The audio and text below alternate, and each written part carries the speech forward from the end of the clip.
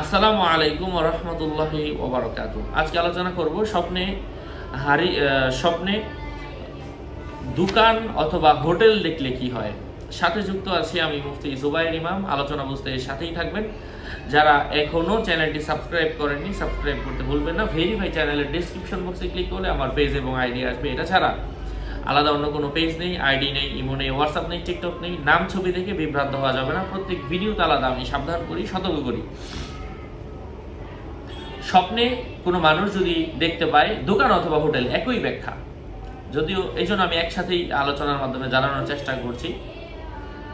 স্বপ্নে কোনো মানুষ যদি দেখতে পায় তার হোটেল অথবা দোকান ধ্বংস হয়ে গেছে, এমন অবস্থায় তার নিজের পরিবারের কেউ অসুস্থ হওয়ার সম্ভাবনা রয়েছে, অথবা তার পরিবারের মধ্যে যদি কেউ অসুস্থ থেকে থাকে আগে থেকে, তার মৃত্যুর ইঙ্গিত বোঝায়।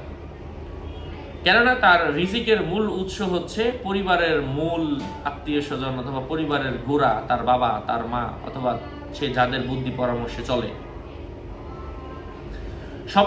স্বপ্নে কোনো দোকানদার যদি তার স্ত্রীকে অথবা হোটেলওয়ালা তার স্ত্রীকে অসুস্থ দেখে, এর অর্থ হচ্ছে তার স্ত্রীর দ্রুত গর্ভপাত হওয়ার সম্ভাবনা রয়েছে।